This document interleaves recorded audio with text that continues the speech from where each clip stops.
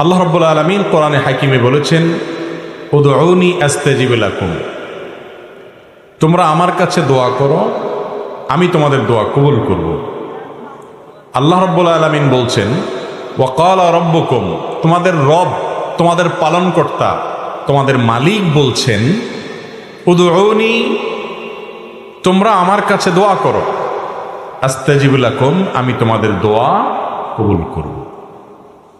শুধু এখানেই আল্লাহ তাআলা শেষ করেননি, এরপরে আরো বলছেন, ইন্নাল্লাযীনা ইস্তাকবিরুনা আন ইবাদাতি, যারা আমার ইবাদত থেকে অহমিকা প্রদর্শন করবে, অর্থাৎ দোয়া করবে না, সায়াদখুলুনা জাহান্নামা দাখিরিন, তারা জাহান্নামে প্রবেশ করবে। নবী করিম সাল্লাল্লাহু আলাইহি সাল্লাম বলেছেন, আদ-দুআউ হুয়াল ইবাদাহ, দোয়াই হলো ইবাদত। আমরা যত ইবাদত বন্দেগী করি, এই সমস্ত ইবাদতের সার নির্যাস হলো দোয়া। ইবাদতের মধ্যে সর্বপ্রধান ইবাদত কোনটা? সর্বপ্রধান ইবাদত কোনটা? নামাজ। নামাজের চাইতে বড় কোনো ইবাদত আছে আর নাই। সবচেয়ে বড় ইবাদত, এমন ইবাদত যে ইবাদতের সাথে আমাদের মুসলমানদের মুসলমানিত্বের পরিচয় নির্ভরশীল। ওমর রাদিয়াল্লাহু তাআলা আনহু বলেছেন, লা হাজ্জা ফিল ইসলামি লিমান তারাকাস সালাহ, যে নামাজ পড়ে না, ইসলামে তার কোনো হিস্সা নাই, কোনো অংশ ভাগ নাই। নবী করিম সাল্লাল্লাহু আলাইহি সাল্লাম বলেছেন, একজন ব্যক্তি এবং কুফর এবং শিরকের মধ্যে পার্থক্য এবং ব্যবধান হলো নামাজ। যে ব্যক্তি ইচ্ছাকৃত নামাজ ত্যাগ করে, ইচ্ছাকৃত নামাজ পড়ে না, ঠান্ডা মাথায় নামাজ নষ্ট করে, নামাজ না পড়ে বসে থাকে, অন্য কাজ করে, সে ব্যক্তি কুফরি করলো, সে ব্যক্তি কুফরিতে লিপ্ত হলো, কুফরি করলো। আমাদের দেশে তো নামাজ না পড়লেও ইমান, আমরা বলি নামাজ না পড়লে কি হয়েছে, আমার ইমান আছে। তো এই যে নামাজ প্রধান ইবাদত, সলাত যার মূল শব্দ, কোরআনের শব্দ সলাত, হাদিসের শব্দ সলাত, আমরা নামাজ বলি। এই সলাত শব্দের অর্থই হলো দোয়া। সলাতের একেবারে শুরুতে আপনি দেখেন আল্লাহর কাছে আমরা দোয়া করি, প্রথমে আল্লাহর প্রশংসা করে, সানা পড়ে, আল্লাহর গুণগান গেয়ে, এরপরে মূল কথায় যাই আমরা, ইহদিনাস সিরাতাল মুস্তাকিম। হে রব্বুল আলামিন, হে মালিক ইয়াউমিদ্দিন, কিয়ামতের দিনের মালিক, হে রহমান, হে রহিম, আপনারই ইবাদত করি, আপনার কাছেই সাহায্য চাই, আমাদের আর যাওয়ার জায়গা নাই। তাহলে কি চাই? ইহদিনাস সিরাতাল মুস্তাকিম, আমাদেরকে আপনি সিরাতে মুস্তাকিমের পথ দেখান। আমরা সঠিক পথ খুঁজে পাই না, কোন পথে গেলে আপনাকে পাবো, কোন পথে গেলে জান্নাত পাবো, কিভাবে চললে পাবো, কোন পথে চলা উচিত না, কোনটা করা উচিত, আপনি আমাদেরকে পথ দেখায় দেন, সে পথে চালায়া দেন। সিরাতাল্লাযীনা আন'আমতা আলাইহিম, যাদের প্রতি আপনার নেয়ামত এসেছে, কারা তারা? উলাইকাল্লাযীনা আন'আমাল্লাহু আলাইহিম মিনান নাবিয়্যিনা ওয়াস-সিদ্দীকিনা ওয়াশ-শুহাদাই ওয়াস-সালিহিন ওয়া হাসুনা উলাইকা রাফীকা, যাদের নেয়ামত আল্লাহ তাআলা, আল্লাহর নেয়ামত যাদের প্রতি নাজিল হয়েছে, তারা হলেন কারা? নবীগণ, সিদ্দিকগণ, শহীদগণ, আল্লাহর নেককার বান্দাগণ। তাদের পথে আপনি আমাদেরকে চালান, আমরা যেন তাদের মতো জীবন গড়তে পারি। এই যে নামাজের দাঁড়িয়ে আপনি কি করলেন? দোয়া করলেন। এরপরে রুকুতে গিয়ে আবার আল্লাহর পবিত্রতা জ্ঞাপন করলেন, দাঁড়িয়ে আল্লাহর প্রশংসা করলেন, সানা এবং গুণকীর্তন করলেন, সিজদা গিয়ে আবার প্রশংসা করলেন, কিছু দূর আবার প্রশংসা করে এবার আবার উঠে বসে রব্বিগফিরলি ওয়ারহামনি ওয়াহদিনি ওয়াআফিনি ওয়ারফা'নি ওয়াজবুরনি ওয়ারযুকনি, বিভিন্ন ভাষ্য হাদিসে এসেছে, হে আমাদের রব, আপনি আমাকে ক্ষমা করুন, আপনি আমার প্রতি দয়া করুন, আপনি আমাকে রিজিক দান করুন, আপনি আমার ক্ষতিপূরণ করুন, আপনি আমার কোনো বিপদ হলে সেটার জন্য উত্তম বিকল্প দান করুন, আপনি আমাকে প্রশান্তি দান করুন, আপনি আমার মর্যাদা বৃদ্ধি করুন। অনেকগুলো দোয়া দুই সেজদার মাঝখানে। তাহলে লক্ষ্য করেন, নামাজের শুরুতে আল্লাহর কাছে আপনি প্রশংসা করে, গুণকীর্তন করে, সানা পড়ে, আলহামদুলিল্লাহ, আল্লাহর প্রশংসা, রব্বুল আলামিনের স্বীকৃতি দিয়ে, মালিক ইয়াউমিদ্দিনের স্বীকৃতি দিয়ে, রহমান রাহিমের স্বীকৃতি দিয়ে, তিনি ছাড়া আর কেউ নেই, আপনার যাওয়ার কোনো জায়গা নেই, সেই স্বীকৃতি দিয়ে তার কাছেই শুধু চান, সেই কথা বলে এরপরে আসল দরখাস্ত পেশ করছেন, ইহদিনাস সিরাতাল মুস্তাকিম, আল্লাহ সঠিক পথে যেন চলতে পারি। এরপরে আবার রুকুতে প্রশংসা করে, রুকু থেকে দাঁড়িয়ে আপনি সানা পড়ে সিজদা গিয়ে আল্লাহর পবিত্রতা বর্ণনা করে এরপরে পবিত্রতা বর্ণনা করবার মাথা তুলে আবার দোয়া, এরপরে আবার সিজদা করে আবার দাঁড়িয়ে প্রশংসা করে দাঁড়িয়ে আবার দোয়া। এভাবে গোটা সালাতের মধ্যে দোয়া। একেবারে শেষ বৈঠকে তো পুরাটাই দোয়া, শেষ বৈঠকটা পুরাটাই দোয়া, মাঝখানে বৈঠকটা পুরাটাই দোয়া। আত-তাহিয়াতু লিল্লাহ ওয়াস-সালাওয়াত ওয়াত-তাইয়্যিবাত, সমস্ত সালাত, সমস্ত ভালো কাজ, সকল শ্রদ্ধা নিবেদন সবগুলো আল্লাহর জন্য। আসসালামু আলাইনা ওয়া আলা ইবাদিল্লাহিস সালিহিন, শান্তি আমাদের প্রতি, আল্লাহর নেককার বান্দাদের প্রতি নাজিল হোক, দোয়া। এরপরে আপনার দুরুদের মধ্যেও দোয়া, আল্লাহুম্মা সাল্লি আলা মুহাম্মদ, আল্লাহুম্মা বারিক আলা মুহাম্মদ। আল্লাহ আমাদের নবী আপনার রাসূল মুহাম্মদ সাল্লাল্লাহু আলাইহি ওয়াসাল্লামের প্রতি রহমত নাজিল করেন, তার প্রতি বরকত নাজিল করেন, শান্তি নাজিল করেন, তার পরিবারের প্রতি নাজিল করেন, যেমন নাজিল করেছেন ইব্রাহিম আলাইহিস সালামের প্রতি, তার পরিবারের প্রতি, দোয়া। এরপর দোয়ায়ে মাসুরাতে কি পড়েন?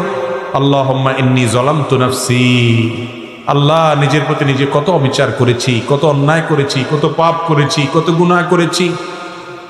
আল্লাহ আল্লাহুম্মা ইন্নী যালামতু নাফসি যুলমান কাসীরা, কত অপরাধ, অনেক অপরাধ করেছি। ওয়ালা ইয়াগফিরুয যুনুবা ইল্লা আনত, আল্লাহ আপনি ছাড়া কেউ মাফ করবে না, মাফ করার ক্ষমতা কারণ নাই। ফাগফিরলি মাগফিরাতাম মিন ইনদিক, অতএব আপনার পক্ষ থেকে আপনি মাফ করে দেন। ওয়ারহামনি, আপনি রহম করেন। ইন্নাকা আনতাল গফুরুর রহিম, আপনি ক্ষমাশীল, আপনি দয়ালু। আল্লাহুম্মা ইন্নী আউযু বিকা মিন আযাবিল কবর, আল্লাহ আপনার কাছে কবরের আযাব থেকে পানা চাই। ওয়া আউযু বিকা মিন আযাবিন নার, এবং জাহান্নামের আযাব থেকে আপনার কাছে পানা চাই। ওয়া আউযু বিকা মিন ফিতনাতিল মাহইয়া ওয়াল মামাত, জীবন এবং মরণের ফিতনা থেকে আপনার কাছে পানা চাই। ওয়া আউযু বিকা মিন শাররি ফিতনাতিল মাসীহিদ দাজ্জাল, দাজ্জালের ফিতনা থেকে আপনার কাছে পানা চাই। কিয়ামতের আগের বড় ফিতনা হিসাবে আবির্ভূত হবে, বহু মানুষ বেঈমান হয়ে যাবে দাজ্জালকে দেখে, তার কারিশমা দেখে, ভেলকি দেখে। সে সময় যেন আমি বেঁচে থাকলে তার ফিতনাতে ঈমান হারা না হই। তাহলে নামাজের শেষে পুরো বৈঠকে আপনি দোয়া করলেন, দাঁড়িয়ে দোয়া করলেন, দুই সিজদার মাঝখানে দোয়া করলেন। এই জন্য সালাত শব্দের অর্থই কি? দোয়া। ঈমানদারের সারা জীবন হলো আল্লাহর কাছে দোয়ার মাধ্যমে নৈকট্য অর্জন লাভ করার সুবর্ণ সুযোগ। দোয়া হলো ঈমানদারের সবচেয়ে বড় অস্ত্র, সবচেয়ে বড় হাতিয়ার। আপনার সমস্ত দুয়ার বন্ধ হয়ে গেছে, কেউ আপন নাই, কাউকে আপন মনে হয় না, আপনি আল্লাহর কাছে দোয়ার জন্য দুই হাত মেলে ধরুন। আপনি ভোর রাতে উঠে যান, তাহাজ্জুদে দাঁড়িয়ে যান, চোখের পানি ফেলেন, আল্লাহর সাথে একটু কথা বলেন, সিজদায় গিয়ে আল্লাহর সাথে কথা বলেন। আল্লাহর চাইতে আপন আর কেউ নাই। ভাইরা আমার, আমরা নিজেদের প্রতি নিজেরা যতটা আপন, নিজেদের প্রতি নিজেরা যতটা দয়ালু মায়ালু, আমাদের রব আমাদের প্রতি তার চাইতে অনেক বেশি মায়ালু। আল্লাহ রাব্বুল আলামিন এরপরও আমাদেরকে পরীক্ষা নেন, অনেক সময় আমাদেরকে কষ্ট দেন। সবর করতে পারলে তার বিনিময়ে মহা পুরস্কার রেখেছেন। এই দোয়া আল্লাহ রাব্বুল আলামিন বান্দার জন্য সবচেয়ে বড় সুযোগ দিয়েছেন। দোয়াটাকেই ইবাদত বলেছেন হাদিসে নবী করিম সাল্লাল্লাহু আলাইহি ওয়াসাল্লাম, দুআউ হুয়াল ইবাদা, দোয়াটাই কি? ইবাদত। দোয়াই হলো ইবাদত, ইবাদতের মগজ সার। কিন্তু সে দোয়া আজ আমাদের মাঝে নাই। আমরা দোয়া করাইতে পছন্দ করি, দোয়া করতে পছন্দ করি না। দোয়ার তিনটা ভার্সন আছে, একটা হলো দোয়া করা, আরেকটা হলো দোয়া চাওয়া, আরেকটা হলো দোয়া করানো। কয়টা ভার্সন হলো? তিনটা। দোয়া করা হলো আপনি আল্লাহর কাছে চাইলেন, এটা হলো দোয়া করা। দোয়া চাওয়া হলো, ভাই আপনি আমার জন্য দোয়া করেন, আমি শরীরটা ভালো না, ভালো যাচ্ছে না আমার, আপনি আমার জন্য দোয়া করেন। আমি বিপদগ্রস্ত, আমার জন্য দোয়া করেন। আমার বাবার জন্য দোয়া করেন, তিনি মারা গেছেন। আমার মা অসুস্থ, তার জন্য দোয়া করেন। তাকে নেককার মনে হয়, যে কোনো ইমানদার যে কোনো নেককারের কাছে দোয়া চাইলেন, এটা জায়েজ আছে। নবী করিম সাল্লাল্লাহু আলাইহি সাল্লামের কাছে সাহাবীরা দোয়া চাইতেন, সাহাবীরা একে অন্যের কাছে দোয়া চাইতেন। কারোর কাছে দোয়া চাওয়াতে কোনো দোষের কিছু নাই। তাহলে দোয়া করা এটা তো মূল কাজ, করতেই হবে। আর দোয়া চাওয়াটাও জায়েজ আছে। আরেকটা অপশন হলো দোয়া করানো। করানো বুঝেন কোনটা? করানো মানে হলো যেটাতে পয়সা খরচ হয়, সহজ বাংলায়। দোয়া করানো মানে কি? যে দোয়াতে কি হয়? বাজেট লাগে, বাজেট। দোয়া করাইতে বাজেট লাগে না? যেমন দোয়া করাইতে জিলাপি লাগবে, মিষ্টি লাগবে, হ্যাঁ, নাস্তার প্যাকেট লাগবে, হুজুরের হাদিয়া লাগবে, আগরবাতি লাগবে, তারপরে আপনার গোলাপ জল লাগবে, বাজেট লাগবে। বাজেট ছাড়া সাধারণত দোয়া হয় না, সাধারণত হয় না। তো এই যে দোয়া করানো, অর্থাৎ কন্ট্রাক্টারি দিয়ে দোয়া করানো, এটার শিক্ষা নবী করিম সাল্লাল্লাহু আলাইহি সাল্লাম দেন নাই। দোয়াটা আল্লাহর কাছে চাইতে হবে নিজে, করতে হবে নিজে, অথবা কারোর কাছে চাইতে হবে, করানো। বিশেষ করে মুর্দার জন্য দোয়া করানো, মা বাবা দুনিয়া থেকে গেছেন তাদের জন্য দোয়া করানো আমাদের সমাজে আছে না নেই? শুধু আছে নাকি? এমন শক্তভাবে আছে যে নামাজ পড়ুক আর না পড়ুক, মা বাপ মারা গেলে দোয়াটা করাইতে মিস করে না। ঠিক না বে ঠিক? নামাজ পড়ার গুরুত্ব বেশি না দোয়া করানোর গুরুত্ব বেশি? দোয়া করাইলে হুজুরের লাভ, আমাদের লাভ, ঠিক আছে, কিন্তু আপনার কি লাভ? আপনার কি লাভ? বিশেষ করে আপনার মৃত মা বাবার জন্য দোয়া করে, মুর্দার জন্য দোয়া করে, আর আখিরাতে পরকালীন কোনো বিষয়ের জন্য দোয়া করে টাকা নেওয়া সারা দুনিয়ার উলামাদের ঐক্যমতে জায়েজ নাই। তাহলে এই নাজায়েজ পদ্ধতিতে দোয়া করাইলে সে দোয়া কি কবুল হবে নাকি উল্টা গুনাহ হওয়ার সম্ভাবনা আছে? কিন্তু আমাদের সমাজে সেটা খুব বেশি সুপ্রতিষ্ঠিত। ঠিক না বে ঠিক? জীবনে মুসলমানের নামগন্ধ তার শরীরে নাই, জীবনে নাই, কিন্তু বাপ মরছে, মা মরছে, 40 কুলখানি 7 দিনা দোয়ার অনুষ্ঠান পত্রিকায় দিয়া বিভিন্নভাবে শামিয়ানা টাঙ্গাইয়া হইলেও করে। ঠিক না বে ঠিক?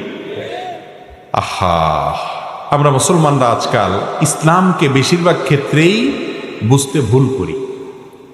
আমার বাবা মারা গেছেন, মা মারা গেছেন, আমি আল্লাহর কাছে চোখের পানি ফেলে দোয়া করব। অন্যদের কাছে দোয়া চাইব, টাকা দিয়া, লোক ভাড়া নিয়া দোয়া করানোর শিক্ষা ইসলাম দেয় না, আর এভাবে দোয়া হয়ও না।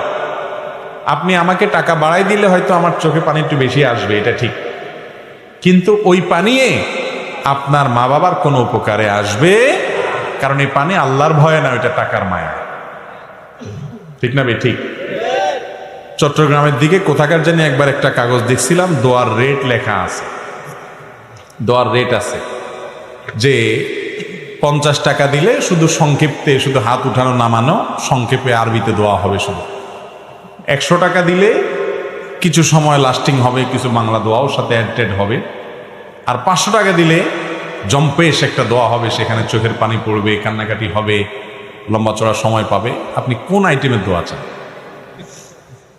দোয়ার রকম ফের আছে না নাই? ভাইরা আমার, দোয়া ইবাদতের মগজ মূল। আমরা অনেক ভাই আছি যে নামাজের পরে নবী করিম সাল্লাল্লাহু আলাইহি সাল্লাম দোয়া দুরূদ পড়তেন, জিকির আজকার পড়তেন, সম্মিলিতভাবে সাহাবীদেরকে নিয়ে দোয়া করতেন বলে কোনো হাদিস থেকে প্রমাণ পাওয়া যায় না। তিনি নামাজের পরে দোয়া দুরূদ পড়তেন। সেই মাসআলা জানার পর যে কোনো নামাজের পরে যে দোয়া কবুল হয় এটা ভুলে গেছে, জীবনের তোর আল্লাহর কাছে হাত তোলাই ভুলে গেছে। জি তো জোর করে বলন লইছিলেন, এখন থেমে গেছে। ঠিক না বে ঠিক? ভাইরা আমার, আল্লাহর কাছে চাইতে যদি আমরা ভুলে যাই, এটা কি লক্ষণ ভালো না খারাপ? বহুত খারাপ, বহুত খারাপ। নবী করিম সাল্লাল্লাহু আলাইহি ওয়াসাল্লাম বলেছেন, তোমার জুতার ফিতাটা ছিঁড়ে গেছে, এটা তো কোনো ব্যাপার না আমাদের কাছে, ছোট্ট একটা ব্যাপার, তাই না? এখানেও দাঁড়িয়ে তুমি আল্লাহর কাছে দোয়া করো, আল্লাহ আমার জুতার ফিতাটা ছিঁড়ে গেছে মাবুদ, এটা একটা বিপদ, হোক ছোট বিপদ, আপনি আমাকে রক্ষা করেন। আল্লাহর কাছে সাহায্য চাইতে হবে এই ছোট্ট একটা বিষয়ের জন্য পর্যন্ত। সেখানে আমাদের জীবনে কত বড় বড় ব্যাপার আসে, আমরা আজকাল দোয়া করতে একেবারেই ভুলে গেছি। ভাইরা আমার, দোয়া নিয়ে দীর্ঘ আলোচনা আজকে আমি করব না, ইনশাআল্লাহ ভিন্ন কোনো সময় আমরা দোয়া নিয়ে পূর্ণাঙ্গ আলোচনা করব। আজকে শুধু আমি এটুকু বুঝাতে চাইছি যে আমরা উঠতে বসতে চলতে ফিরতে সর্বাবস্থায় আল্লাহ তাআলার কাছে দোয়া করব। যে আমলটা সবচেয়ে বেশি করতে হয়, সবচেয়ে পরিমাণে বেশি করা লাগে, সে আমলটাকে আল্লাহ তাআলা করাটাকে সহজ করে দিয়েছেন, যাতে করে বান্দা সব সময় করতে পারে। এই জন্য আল্লাহর জিকির মুখে উচ্চারণ করবেন বা মনে মনে করবেন, এটার জন্য কি ওযু শর্ত? না। বিনা ওযুতে আল্লাহর জিকির করা যায় কি যায় না? কেন? কারণ জিকিরটা সারাক্ষণ করতে হয়। প্রিয় নবী সাল্লাল্লাহু আলাইহি সাল্লামের জীবনে আপনি যদি তাকিয়ে দেখেন, সুবহানাল্লাহ, জিকির ছাড়া তার জীবনে কোনো কাজই ছিল না, পুরো জীবনেই জিকিরে জিকির। ঘর থেকে বের হচ্ছেন বিসমিল্লাহ, ঘরে প্রবেশ করছেন বিসমিল্লাহ, ঘুমাইতে যাচ্ছেন দোয়া, ঘুম থেকে উঠে দোয়া, ঘুম ভেঙে গেছে দোয়া, টয়লেটে ঢুকতেছেন আল্লাহর নাম নেওয়া দোয়া, টয়লেট থেকে বের হচ্ছেন আল্লাহর নাম নেওয়া দোয়া, রাতে শোয়ার আগে অনেক দোয়া, সকালে দোয়া, সন্ধ্যায় দোয়া, বাজারে ঢুকতে দোয়া। এরকম ভাবে জীবনের প্রতিটা পদক্ষেপে, প্রতিটা পায়ে পায়ে, প্রতিটা কাজে কাজে দোয়া আর দোয়া, দোয়া আর দোয়া। যেহেতু সারাক্ষণ দোয়া করতে হয়, সারাক্ষণ জিকির করতে হয়, এই জন্য জিকিরেও অজু লাগে না, দোয়াতেও অজু লাগে না। অজু থাকলে ভালো, পবিত্র অবস্থা দোয়া করা অনেক বেশি ভালো, উত্তম। দোয়া কবুল হওয়ার জন্য জোরালো আশা করা যায় অজু থাকলে, কিন্তু বিনা অজুতেও দোয়া করা যায়। কেন? কারণ দোয়া এমন একটা জিনিস যেটা মানুষের সারাক্ষণ করতে হয়। একজন মানুষ শুয়ে আছেন, তিনি এই শুয়ে শুয়ে ঘুম আসছে না, তিনি আল্লাহর কাছে দোয়া করতে পারেন, তার নিজের জন্য, অন্যদের জন্য, জীবিতদের জন্য, মৃতদের জন্য আল্লাহর সাথে কথা বলতে পারেন। দোয়া হলো আল্লাহর সাথে কথা বলার সুযোগ। ভাইরা আমার, এই সুযোগটা আজ আমরা অনেকেই হাতছাড়া করি। ইমানদারের সবচেয়ে বড় অস্ত্রটা আজ অবহেলিত থেকে যায়, আমরা ব্যবহার করি না, সেটা হলো দোয়া। আল্লাহর কাছে দোয়া করবো তো ইনশাল্লাহ সব সময়।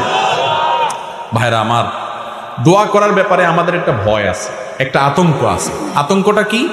আমরা মনে করি আমাদের দোয়া কি আর কবুল হবে, এই জন্য আমরা নিজেরা দোয়া টোয়া করি না, যে আমি দোয়া করি কি হবে, গুনাহগার মানুষ। হুজুররে 20, 50, 100, 200, 500, 1000 টাকা দিলে হুজুর দোয়ার মায়ের পেজগুলো ভালো জানেন, কত সুন্দর ছন্দের তাল মিলায়া মিলায়া, সুর দিয়া হ্যাঁ, কবিতার সাথে আপনার সুন্দর করে গোছায়া হুজুর দোয়া করেন। আমি তো এত মায়ের পেজ দিয়ে দোয়া করতে জানি না। এই কারণে আমাদের অনেক ভাই বোন নিজেরা আল্লাহর কাছে দোয়া করা থেকে মাহরুম থাকেন, বঞ্চিত থাকেন। ঠিক না বে ঠিক? ভাইরা আমার, আল্লাহ তাআলার কাছে দোয়া কবুলের জন্য খুব মায়ের পেজ দিয়ে, খুব আপনার সুন্দর গোছানো ভাষা দিয়ে, খুব আবেগ সৃষ্টি হয় সেরকম সুরের তালে তালে, ছন্দের তালে তালে দোয়া করতে হবে, এমন কোন শর্ত কোরআন হাদিসের কোথাও বলা হয় নাই। দোয়া কবুলের জন্য মূল যে বিষয়টা লাগবে সেটা কি? নবী করিম সাল্লাল্লাহু আলাইহি সাল্লাম বলেছেন, লা ইয়াজালু ইস্তাজাবু লিল আবদ, বান্দার দোয়া ততক্ষণ পর্যন্ত কবুল হতেই থাকে, কখনো দোয়া ফেরত দেওয়া হয় না। মা লাম ইয়াদউ বিইসমিন আও কাতিআতি রাহমিন, যদি কোনো পাপের দোয়া না করে, অন্যায় কাজের জন্য দোয়া করে, আল্লাহ আমি যেন এই আকামটা করতে পারি, তৌফিক দান করো, এরকম যদি দোয়া না করে, আর আত্মীয়তার বন্ধন ছিন্ন করার জন্য দোয়া যেন না করে, আল্লাহ অমুকের চেহারা যেন আমি আর না দেখি, তার সাথে আমার কোনো সম্পর্ক যেন না থাকে, আত্মীয় স্বজনের সাথে এরকম সম্পর্ক ছিন্ন হওয়ার মতো খারাপ দোয়া যদি না করে, পাপের কোনো অপরাধ কাজের জন্য আল্লাহর কাছে যদি দোয়া করার স্পর্ধা না দেখায়, আত্মীয়তার সম্পর্ক ছিন্ন করার যদি দোয়া না করে, এবং তাড়াহুড়ো যদি না করে, এই 3 কাজ যদি করে, বান্দার দোয়া আল্লাহ অবশ্যই কবুল করেন। আরেকটা সম্পূরক শর্ত হলো দোয়া কবুলের জন্য হালাল উপার্জন। যার উপার্জন হালাল, যার দেহ গঠিত হয়েছে হালাল খাদ্য দ্বারায়, আল্লাহ তাআলা তার দোয়া ফেরত দেন না। আপনি দোয়া করতে চান, হালাল উপার্জনটার দিকে খেয়াল রাখেন। দোয়ার শুরুতে আল্লাহর প্রশংসা করেন, নবী করিম সাল্লাল্লাহু আলাইহি ওয়াসাল্লামের প্রতি দুরূদ প্রেরণ করেন, আল্লাহ আপনি তার প্রতি রহম করেন, এভাবে দোয়া করেন। এরপরে যত বৈধ চাওয়া আছে সেগুলো পেশ করেন। দোয়ার করে শেষ করার পর কবুল হলো না কেন, দোয়া এখনো কবুল হয় নাই, অস্থির হবেন না। যদি অস্থির হন, তাড়াহুড়া করেন, তাহলে সেই দোয়ার কোনো লাভ আপনি পাবেন না। দোয়া কবুলের 3টা ধাপ আছে ভাই। একটা ধাপ হলো আপনি যে জিনিসটা চাইছেন হুবহু সেই জিনিসটাই পেয়ে গেলেন, এটা একটা।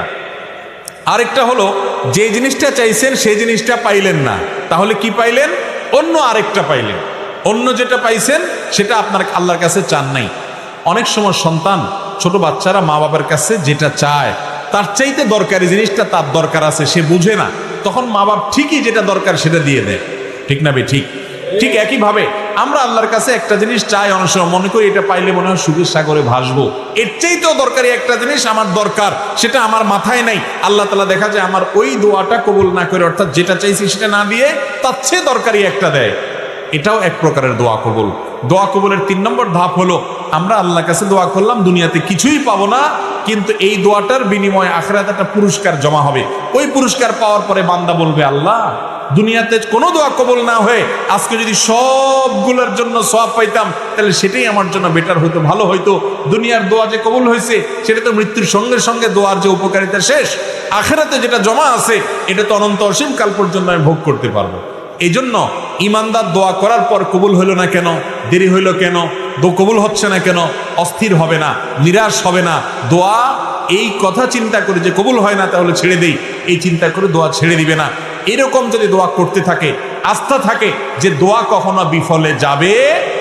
আপনার যদি হালাল উপার্জন থাকে, আপনি যদি হালাল ভক্ষণ করে দোয়া করেন, আপনি যদি আল্লাহর কাছে হারাম কোনো দোয়া না করেন, আপনি যদি দোয়া করার পরে হুলস্থুল না করেন কবুল হলো না কেন এই কথা বলে, আপনি যদি আল্লাহর কাছে কায় মনোবাক্যে অন্তরের গভীর থেকে বিনয়ের সাথে, মনোসংযোগের সাথে, খুশুর সাথে, আন্তরিকতার সাথে আল্লাহর কাছে যদি দোয়া পেশ করেন, দোয়াতে যদি নবী সাল্লাল্লাহু আলাইহি ওয়াসাল্লাম দুরূদ পেশ করেন, আল্লাহর প্রশংসা করেন, আপনার ওই দোয়া গুলি মিস হলেও মিস হওয়ার কোনো কারণ নাই। আপনি দোয়ার উপকারিতা বা ধাক্কা অনেক সময় অনেক পরে দেখবেন, অনেক পরে দেখবেন। আল্লাহর বিভিন্ন নবী রাসূলদের দোয়ার কথা এই কোরআনে আছে। আল্লাহ রাব্বুল আলামিন উল্লেখ করেছেন, হয়তো কখনো কেউ দোয়া করেছেন কবুল হয়েছে অনেক পরে এসে, আছে না নাই?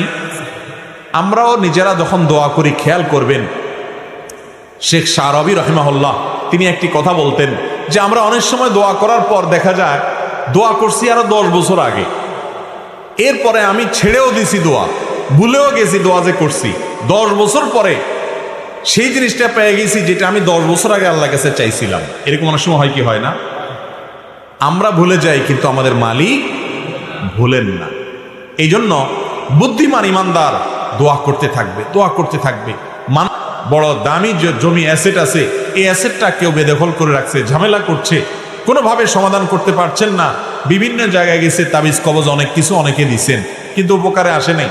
তো স্যার রাহিমাহুল্লাহর বক্তব্যে বলেছেন যে আমার কাছে একবার এসে বলেছেন যে আপনি একটু বলেন তো কি আমল করব।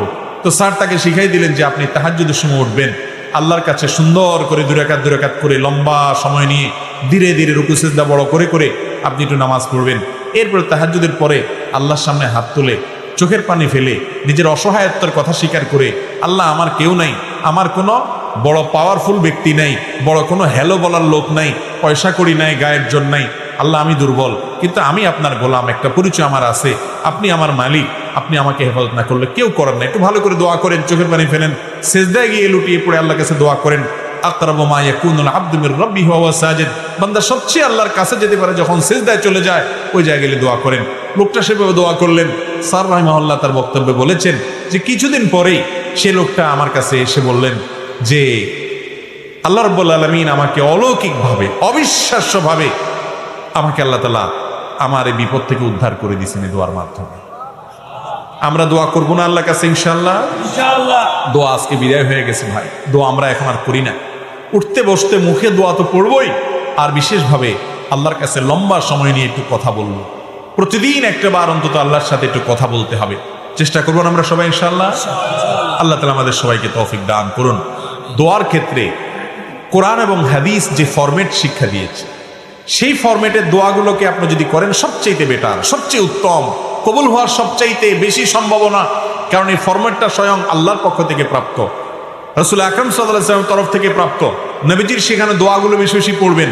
আমরা অনেক সময় দেখি বিভিন্ন ওজিফার বই পড়ে অনেক মহিলারা, মা বোনরা, দাদি চাচিরা, অনেক মুরব্বীরা, এই সমস্ত ওজিফার বইতে যেসব দোয়া লেখা আছে এই দোয়াগুলো না কোরআনে বর্ণিত না হাদিসে বর্ণিত। এমনিতে যে কোনো ভাষায় দোয়া করা যায়।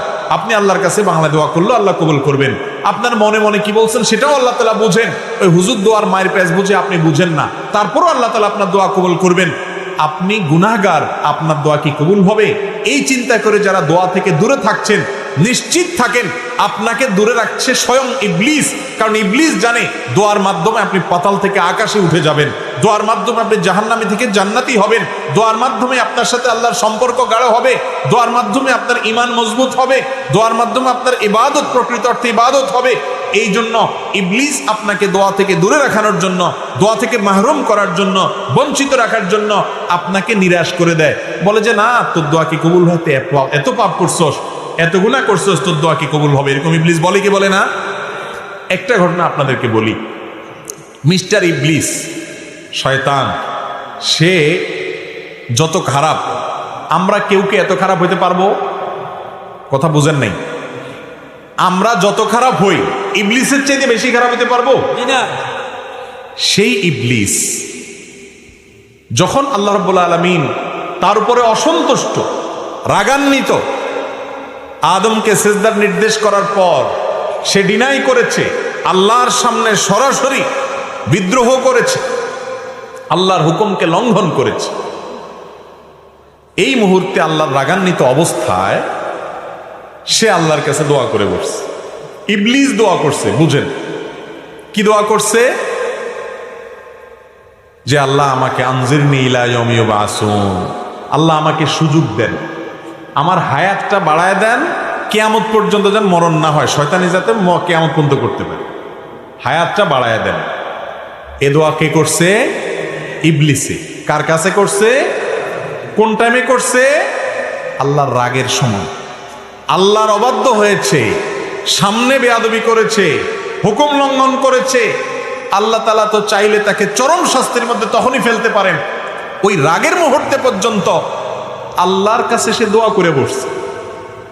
মজার বিষয় হলো, সাথে সাথে আল্লাহ দোয়া মঞ্জুরও করছে। মঞ্জুর করছেন না করেন নাই? এরপরের আয়াত কি? ইন্নাকা মিনাল মুনজারিন, যাও তোমাকে ছাড় দিলাম, সুযোগ দিলাম, তুমি কিয়ামত পর্যন্ত হায়াত পাইবা, তোমার মৃত্যু আসবে না। সবাই মরবে, মানুষ মরবে, তুমি মরবা না, তুমি কিয়ামত পর্যন্ত বেঁচে থাকবা।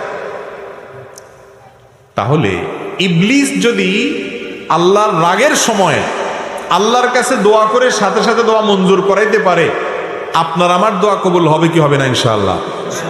এরপরে যদি কেউ আল্লাহর কাছে দোয়া করতে ইতস্তত বোধ হয়, যদি দোয়া করতে দ্বিধা হয়, যদি দোয়া করতে সংশয় হয়, তার চাইতে কপাল পড়া আর কেউ হতে। ইবলিসের দোয়া যদি কবুল করে, আপনি আল্লাহর ইমানদার বান্দা, হয়তো ভুল ত্রুটি করেছেন, কিন্তু আপনি বেঈমান না, আপনি কাফের না, আপনি ইবলিসের মতো খারাপ হতে পারবেনও না। তার চাইতে হাজার লাখো গুণ ভালো আপনি আল্লাহর প্রিয় বান্দা, আল্লাহর আদরের বান্দা।